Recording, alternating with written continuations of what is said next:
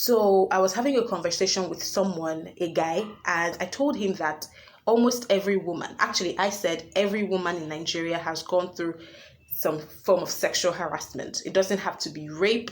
It could be being talked to inappropriately, being touched inappropriately in workplaces, in religious places, at schools, And we had this conversation and he refused. He did not believe me. So I decided that, okay, I was going to prove it to him. I sent messages to about 20 women and I told them that I want to do a video sharing women's sexual assault stories, and if they had any stories, they should send them to me. Out of those 20, I think about 15 replied, and all 15 of them had a story to tell. All 15 of them. At first, they were like, oh no, I've never been sexually harassed before. And I said, oh, because everyone is talking about rape now doesn't mean that you have to have been raped. You must have had a story once or twice. And they're like, oh yeah. Hey everyone, welcome to my channel. My name is Sarah and this is Sarah Unfiltered. So today we're going to be talking about something quite serious. The whole world is sad right now. Everyone is going through something. Everyone is outraged about something very bad. Now, in America and all their white places, for lack of better words, they're going through racism right now, hashtag Black Lives Matter and all of that. And then bringing it down here in Nigeria, we are going through another kind of situation, and that is the rape thing. So now women are fed up of being raped, of being harassed sexually. We've heard stories of some girls that were killed, raped and killed, and no one is really saying anything about it. The police asked the parents of the girl if she's the first person to ever be raped before, and she actually did die. We just saw a story now of an 18-year-old girl that was raped and killed. And over the years, it's been like us women have had the burden of protecting ourselves. So growing up, I remember my parents telling me, don't go to a boy's house, be very careful around boys. Even in secondary school, I used to have a teacher that used to always advise us girls, don't ever go to a boy's house. Make sure the only boy you're going to ever be with is your brother, and I did not understand that. A lot of us girls did not understand why we were always being advised to stay away from boys, and nobody ever mentioned to boys that you're not entitled to a woman's body. A woman's no means no. When a woman is not saying yes, when a woman is not saying no, then she's definitely not saying yes. Like, nobody was teaching these men these things. And then we grew up with it. We grew up with boys tapping current in secondary school. So tapping current is a thing where a girl passes you as a guy and you find a way to either touch her bum or touch her breast or touch something in her body without her noticing and without her being able to cause outrage, and boys develop these skills very early. So a lot of things that have gone wrong. And today I'm going to be sharing stories. So I was having a conversation with someone, a guy, and I told him that almost every woman, actually I said every woman in Nigeria has gone through some form of sexual harassment. It doesn't have to be rape. It could be being talked to inappropriately, being touched inappropriately in workplaces, in religious places, at schools, And we had this conversation and he refused. He did not believe me. So I decided that, okay, I was going to prove it to him. I sent messages to about 20 women and I told them that I want to do a video sharing women's sexual assault stories, and if they had any stories, they should send them to me. Out of those 20, I think about 15 replied, and all 15 of them had a story to tell. All 15 of them. At first, they were like, oh no, I've never been sexually harassed before. And I said, oh, because everyone is talking about rape now doesn't mean that you have to have been raped. You must have had a story once or twice. And they're like, oh yeah, that one is sure. And then they started sharing their stories with me. So what I'm going to be doing now is sharing these stories, of course, anonymously. And I'll also be reacting to them and revealing my own stories. I have a lot, but I'll probably pick one or two and we'll talk about it. And why these men feel entitled to our bodies. So now, the first story I have here says, In school, a guy kept asking me out. I kind of liked him though, but I was holding on. When I was done with Clarence, he asked me to stay over at his place before traveling back to Lagos. So she wasn't schooling in Lagos, she was schooling in the East. He kept stressing that I have my bath when I went to his house. And then I did. I don't know why I did, but I did. And then we started making out, and I thought it was just going to end there because I wasn't ready to have sex. Then I told him that I didn't want that to happen. And then the boy started shouting at me and said that I stressed him back then in school when I did not accept his proposal. So apparently this guy had been asking her out all through school, and now she's a graduate, and he's angry with her and saying that why did she stress him all through school. So he said he twisted my arm to the back, he took off my trousers, he tried putting his fingers inside me. I kept begging him and pleading that he should stop, but he didn't. He held down my hands, he pushed his dick into my anus, and then he kept saying, for all the things you did to me, you kept ignoring me back in school. And then it happened. I thought of going to report him after he was done, but I knew everyone would judge me for going. It took months for me to speak to my friends about it. I kept crying for months. I couldn't even sit down properly. It was just a whole episode. So this girl kind of trusted this boy who lured her to his house as friends, only for him to rape her anally. Let me just move on to the next story. So moving on to the next story, this one says, so I went to this guy's house, we ate and had drinks, and then I asked where I was going to sleep because I was there because of a friend of mine, and he said I was going to sleep in his room. So I asked him where he was going to sleep, and he said he was going to sleep in the parlor. Then I was fast asleep and I felt a hand on my bum. Immediately I woke up and I slapped his hands off. And then he climbed on me and said that if he raped me, no one would believe because no one would hear because his door is soundproof. I really don't know where I got the energy from, but I slapped him and pushed him off me and I ran out to the parlor. I did not talk about it on God. And then he lied to his friends that I was rude to him and they all hated me. But he didn't tell them the reason I was rude to him. So then this is another story. I went to his house to visit briefly. Then when I got there, he started touching me. So this is another story. But I was trying to act cool. So I was removing his hand. We were gisting and he said he wanted to show me something in his room. I stupidly followed him. And then he pushed me on the bed, tried to pull off my clothes. I was shouting. No one heard me. So I pushed him. He fell. Then I ran to the parlor. He came to meet me and started begging me. And in the process, he showed me his penis. That one just killed me. I had to run out of the house immediately, and I'm just so glad that at least he did not rape me. What sort of entitlement is this?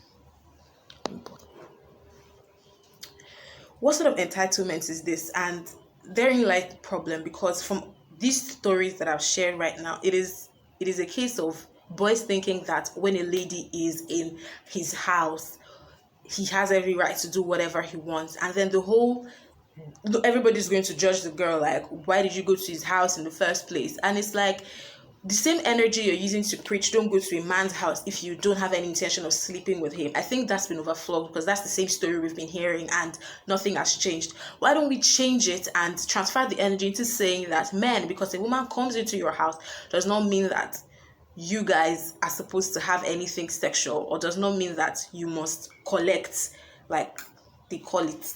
So another story here says, so mine was clearly a sexual assault situation. I boarded a bike one afternoon, and that was how the rider was just shifting close to me at a point. He stopped the Okada and started acting like he was checking something. Meanwhile, he was just using style to move closer to me. He tried touching my thighs. I had to get down from the bike and I told him that I wasn't going again. And this was an elderly man. So you see, there's a problem. So another story from another woman here is, so he was someone I met while I was working in the cinema. It was love at first sight. He seemed like the best thing that ever happened to me and everything was going so fast. We started dating in less than a month and I started paying attention to him. I noticed he was addicted to gambling and that was a turn off for me. He also did not believe in God, but I felt that was his decision and he always tried to make me see reasons why my faith as a Christian was a scam. I wasn't cool with all of that and certainly not the energy that I wanted. So one day I closed from work and I decided to go see him before going home. He left me at home and he rushed out to gamble. He stayed for hours. I just left and I made it clear to him that we were done. He begged and begged, but I had made up my mind. He would come to the cinema often because he knew I would be there. So after about 3 months, I decided to talk to him so he stops disturbing me. He invited me to his house. That day I was supposed to resume work at 1 p.m. So I left the house at 10 because I did not have plans to stay and also get ready before I resume work. I got to his house, I started in the living room and I asked him why he wanted to see me. Then he flipped. He went to lock his door and I swear fear gripped me. He told me that if I don't want him, he's going to have me by force. I cried, I begged, I struggled, but he already made up his mind. He told me no one would hear my voice or come help me. He raped me and still made me pray for him after raping me.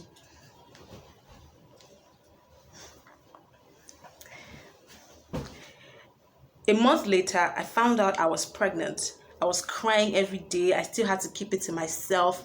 I confided in a doctor who advised that I go for an ultrasound to check that the baby was fine, to assure my safety if I tried to abort it. I used my savings, did the ultrasound, and the result came out fine. Then I proceeded to aborting it. I cried like I've never cried in my life, and after the abortion, I was put on drugs for a week. That was the hardest time of my life. Wow. I hope that now that I'm reading this, somebody listening or somebody watching would know that this raping is an animalistic behavior. You're an animal. Another story here says, well, I was in year 1. There was a guy I used to date back then in secondary school. He was older than me, but he lived far. I can simply say the relationship was online because we hardly ever saw. After a few months, we lost contact. Now, fast forward to when I gained admission. We connected again and he invited me over to his place. I did not want to go because I was scared that if something happens, I was scared that something would happen. But the other side of me said, go. It's not like you're going to sleep over, so just go and come back. On that day, I was busy with something in school. I left school around 3. Before I got there by 5, I waited outside because he was yet to get back from work. And then he got back by 6. We talked for a while, but then it was getting late and he was like, I can't go back today, that I had to go back the next day. I had a second thought, but I waited.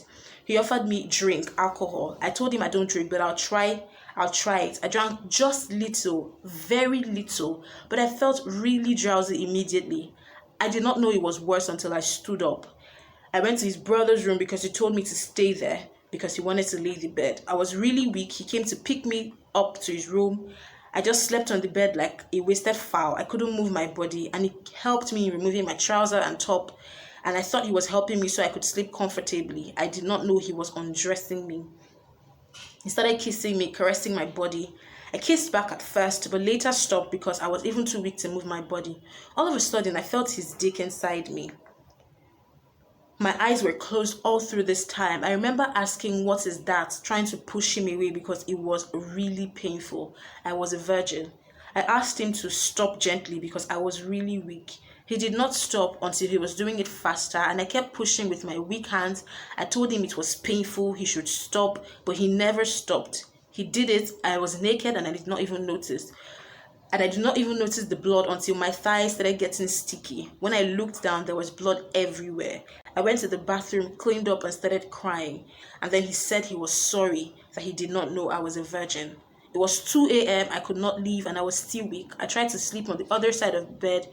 He came closer, begging, and I wasn't interested. I didn't sleep well until it was dawn. I was already dressed. I packed my bag and left. After my findings of alcohol and the percentage, I guess he drugged me because I took just little of alcohol and I was really drunk. I'd never been drunk, so I don't know how it feels. My advice to girls out there is that you shouldn't drink an open drink from a guy. Ensure there is enough trust. But then, you could have enough trust and you could be trusting a beast.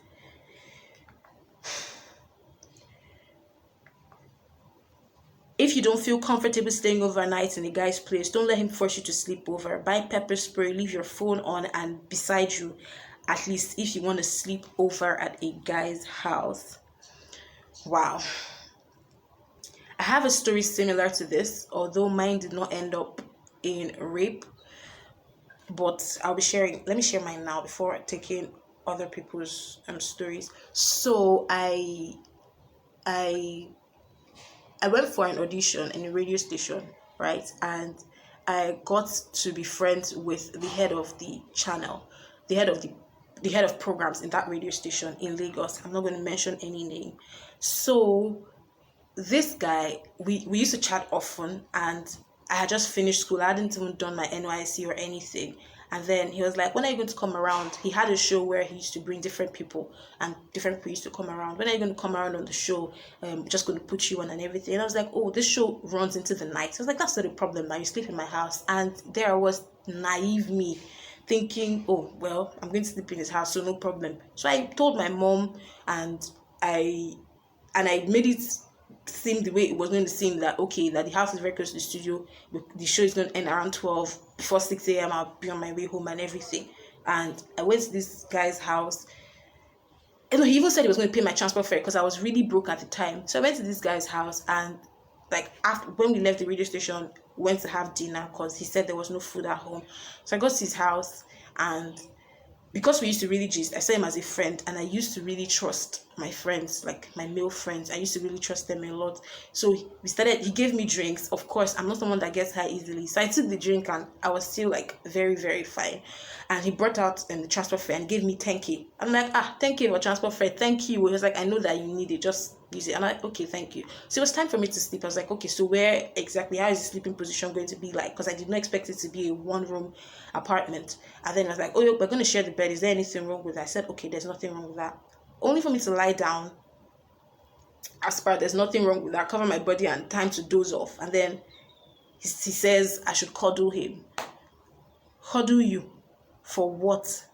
I had never been that scared in my life. The same thoughts that all these girls have been saying. If I tell anyone this, they'll ask me, what did you go and do in his house? You know, nobody will know that there has been a conversation of trust all along. We had never talked about anything that angle. And then he just kept trying to touch me. I came down from the bed. I curled up at the door. Like, I was just so scared. As a virgin, I was imagining that after all these years of keeping these things, this is how he's going to leave me. I was so scared. I was so afraid because I was really scared. I'm remembering how it was. Like, at a point, he opened the door, he left.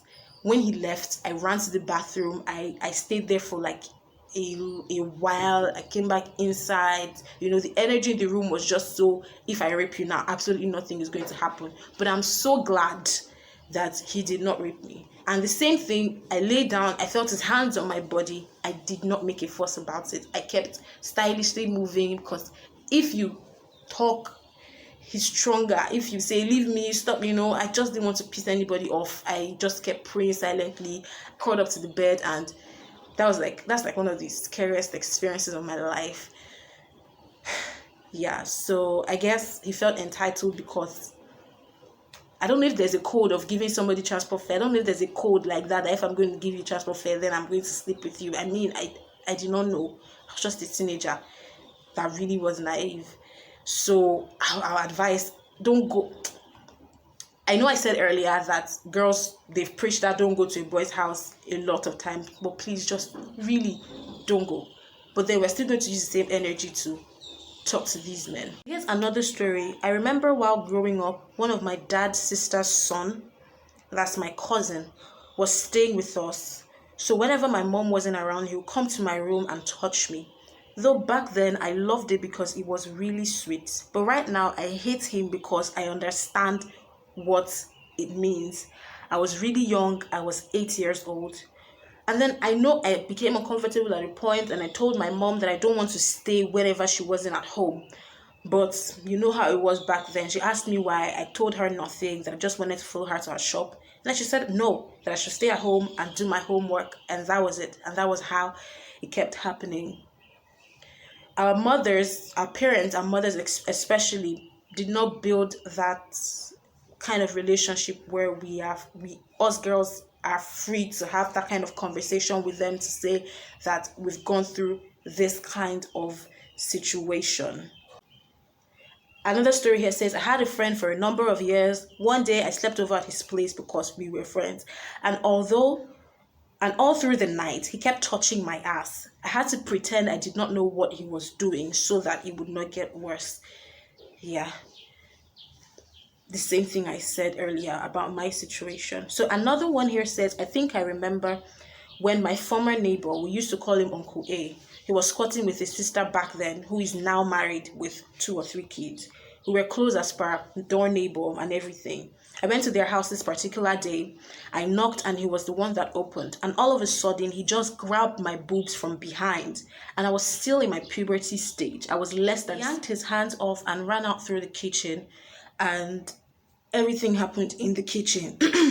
All I did was to avoid him, and I never ever greeted him anytime I saw him, and he never apologized. So I kind of asked these women what their relationships with these guys are right now, and some of them said they don't speak with them anymore. The guys never apologized. The guys never saw anything wrong with what they did. I had an experience while I was in the university. A well-respected senior colleague tried to pressure me for sex. I insisted that I did not want to have anything to do with him sexually, but then he pleaded that I stroke his penis a bit and that he would become very comfortable after that. I refused and I left. I later told another senior colleague about it, and the only statement he made was, don't go to a guy's house if you don't want to have sex. A lot of misconceptions still abound till today pertaining women visiting a male. I still have reservations about visiting a guy to avoid misconceptions. And during my service year, I lived in NCCF house, so that's the Nigerian Christian Corpus Fellowship or something. So the prayer secretary was a batch ahead of us, and after their handing over ceremony, he invited me to go out with him on a date. I kept posting him. So on this particular date, I decided to just take a walk with him. I was like, walk, Abby, no problem. And then we went on this walk and we approached the guest house, and he said we should enter because he wanted to collect something. And then he said he wants to collect something in the room. I told him I'll wait for him in the bar or lounge where they sit to drink. It was a weekday afternoon, so there was no one there. And then he said, okay, we should sit to talk. When I sat, he offered me something to drink. I said I wasn't taking it then because we were talking. And he said I should sit on his lap. I was like, okay, what is going on here? And then he was trying to force me to sit. I just refused, and then I stood up and I left, and he also stood up and blocked the way. I had to put my elbow on his neck to choke him, and then I told him to let me leave before I screamed. He followed me and started begging me, saying that he was sorry and that I should forgive him after the incident, and I should forgive him. But after the incident, I had lost all the respect for him. Now, this is a church guy. So for people that say, I don't trust anybody except my church pastor or this leader in my church or one of, all of this, us girls, I'm going to say it, be very, very careful. I know that it's been overflogged, but we have to be careful. I know that some of these people are people that we trust. Okay, I know that sometimes we don't even owe any of these guys anything. We could just be walking on the roads and some guy just thinks that, okay, look at you, I deserve you, look at your breast, look at your this one, I saw a post that said, when you're a woman and you're walking alone, do you ever get scared if a man is behind you? The answer is yes. A big fat yes. We're so scared. That's how much the society has disappointed us. And I'm pleading with everybody right now, influence your world.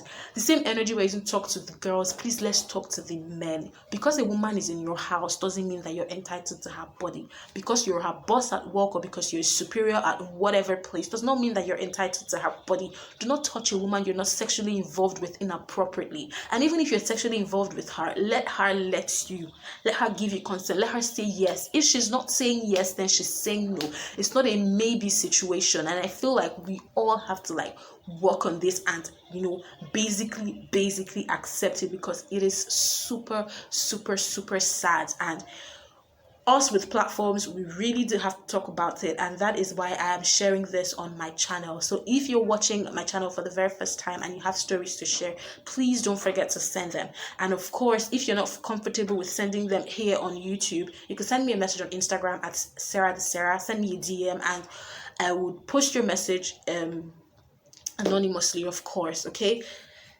I know that there's some stories we're not comfortable with sharing. I have a lot that I'm not comfortable with sharing right now. And that's to tell you that these things are happening. It's not because we're talking about it now that's making it look like, oh, so every girl has a rape story. The truth is, every girl has a sexual harassment story in places that you do not expect. And we're talking about it now, and that's why it looks overwhelming. The truth is, this thing has been happening from the beginning of time. Dear men, you're not entitled to a woman's body. And to the women who want men to force themselves on them, to the women who lead men on and and and say you could have pushed for that, why did you push for that? We're not in that era anymore. If you want to have sex, you say you want to have sex. Don't make a man look stupid. Do you understand? Don't make a man look stupid for leaving you alone, because that's what some women do. So the man leaves the woman alone so he wouldn't rape her, and then she sends him messages later bombarding him and saying that you're not even a man, you could never fight for. We need to stop that. And then to the women who also find this situation as an opportunity to rob innocent men into crimes they did not commit, you're equally as bad as a rapist. If you're going to tag a man a rapist, a man that did not rape you as a rapist, then you're equally as bad as a man that rapes, because both of you are animals of the same breed. And I really call on the officials, the authorities in Nigeria to please place strict punishment for these guys, strict punishment for rapists and people who falsely accuse guys of rape. I think I've said enough in this video, and I really hope the right person is listening. Okay, my name is Sarah, and this has been Sarah Unfiltered, and I'll see you on my very next video, and hopefully it'll be something that you and I would be happy about, and of course have fun. If you're yet to subscribe to my channel, please hit the subscribe button and let me know if you enjoyed this video. I'll see you on the very next video, guys. Bye.